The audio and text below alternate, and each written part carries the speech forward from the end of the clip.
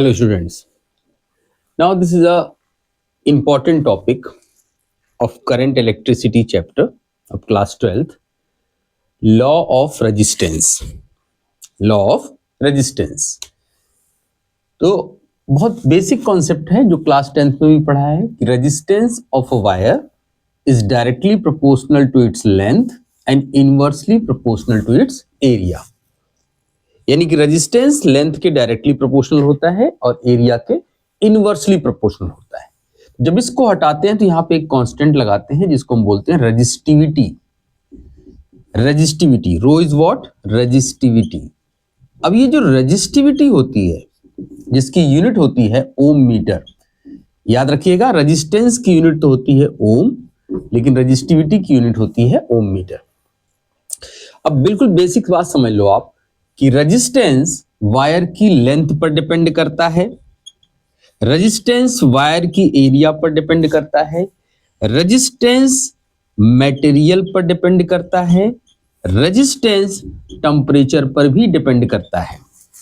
लेकिन resistivity length पर depend नहीं करती, रेजिस्टिविटी एरिया पर डिपेंड नहीं करती, रेजिस्टिविटी मटेरियल पर डिपेंड करेगी और रेजिस्टिविटी टेम्परेचर पर डिपेंड करेगी। तो I repeat again, resistance length, area, material और टेम्परेचर इन चारों पर डिपेंड करता है, लेकिन रेजिस्टिविटी सिर्फ मटेरियल और टेम्परेचर पर डिपेंड करती है। अब एग्जाम में जो क्वेश्चंस होंगे वो कैसे आएंगे आपके पास, वो हम डिस्कस करने जा रहे हैं। ओके, अब देखो ये क्वेश्चन है, एक वायर है, क्वेश्चन मैं रीड कर देता हूं। A wire of resistance 2 ohm stretched by 2 times, find new resistance.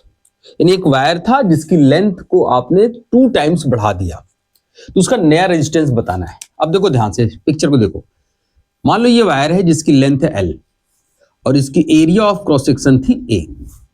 आपने इसको खींच के इसकी लेंथ को 2 टाइम्स और बढ़ा दिया, बाई 2 टाइम्स। यानी पुरानी लेंथ इसकी थी L, अब इसकी नई लेंथ हो गई 3L, नई लेंथ हो गई 3L।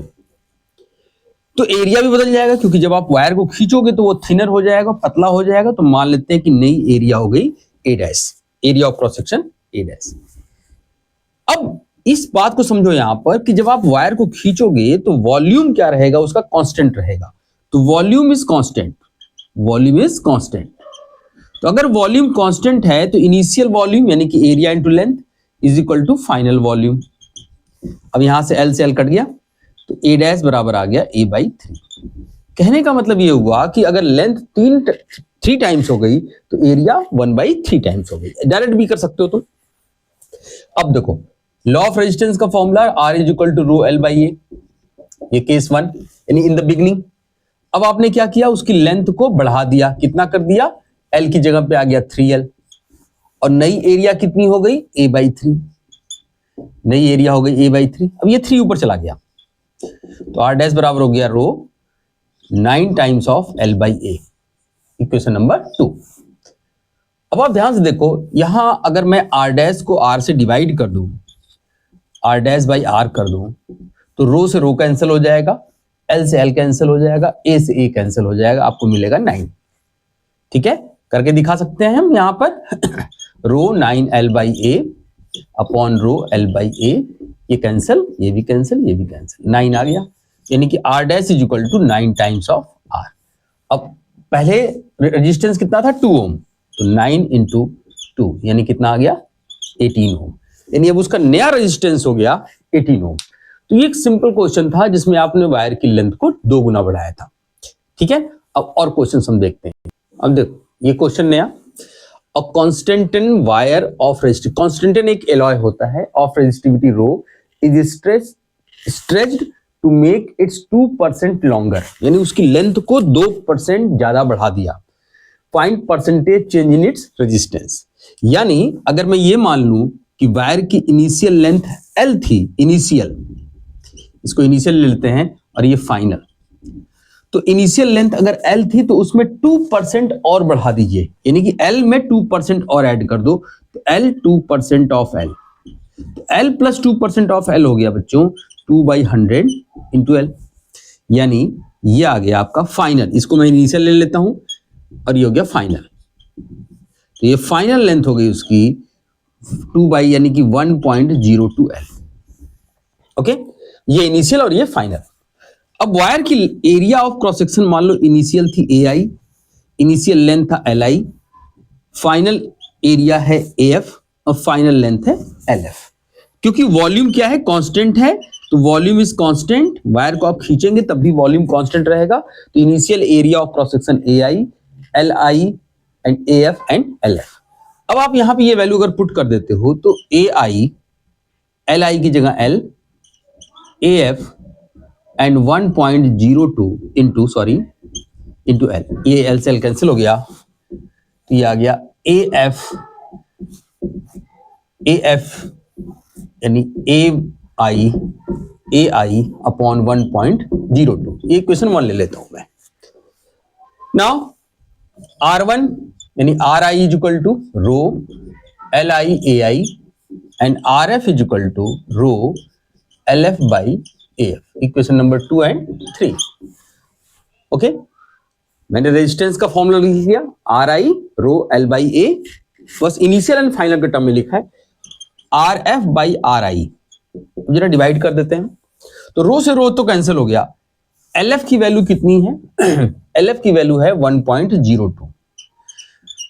L और AI AF और AF की वैल्यू कितनी है AI अपॉन 1 इसको थोड़ा सा हम शॉर्ट कर लेते हैं, नहीं तो फिर आपको समझने में दिक्कत होगी। एक सेकेंड, इसको हम और सिंप्लीफाई कर लेते हैं। RF is equal to rho, LF का मतलब हो गया 1.02 LI, ये LI अपॉन AF का मतलब हो गया AI अपॉन 1.02।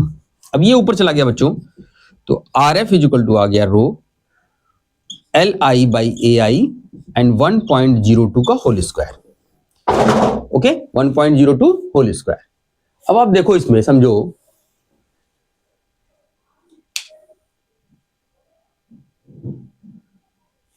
ओके, अब आपने क्या करना है, RF बाई RI कर दीजिए आप, रो LI बाई कैंसिल हो जाएगा, तो ये आ जाएगा 1.02 का होल स्क्वायर।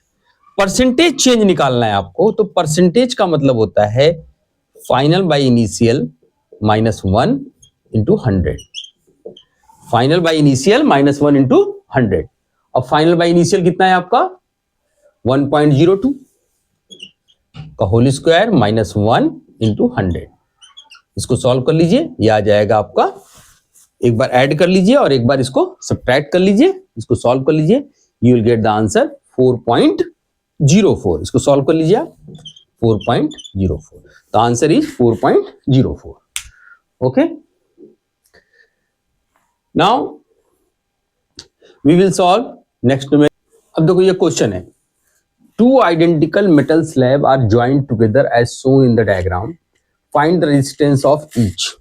अब ये दो आइडेंटिकल ब्लॉक्स हैं, मान लो एक ब्लॉक आपका ये है और दूसरा ब्लॉक ये, इसको ऐसे जोड़ा गया है, देखो ऐसे एक के आगे दूसरा, इस तरह से दो आइडेंटिकल ब्लॉक्स हैं, इनको आपने ऐसे सीधे जोड़ दिया पहले केस में। तो इस केस में लेंथ हो गई 2L, area of cross section तो सेम रहेगा लेकिन लेंथ हो जाएगी 2L।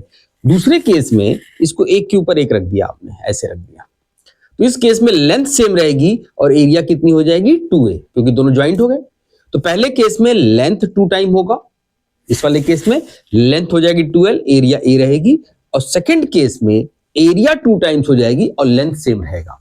ठीक है, अब देखिए, तो पहले केस में अगर हम देखें, इस केस में मैंने क्या होता है कि लेंथ हो गई 2L, तो R1 ले लेते हैं इसको, रो फॉर्मूला क्या होता है R का, रो L बाई A, तो ये हो गया 2L बाई A। और दूसरे केस में अगर आप देखें तो R2 आ गया, रो लेंथ तो L ही रहेगी और L बाई 2। और अगर इसी क्वेश्चन पूछ दे कि find the ratio of the resistance, यानी कि R1 बाई R2 आपसे पूछ दे, तो आप बड़ी आसानी से निकाल सकते हो। डिवाइड कर दो तो रो से रो कैंसिल हो गया, L से L कैंसिल हो गया, A से A कैंसिल हो गया। अब ये हो गया 2 अपॉन 1 अपॉन 2, यानी कि 4:1, ये आंसर आ गया। ठीक है ना, इस तरह के बहुत सारे क्वेश्चंस आप इस टॉपिक से, लॉ ऑफ रेजिस्टेंस वाले टॉपिक से कर सकते हो। ठीक है, थैंक यू।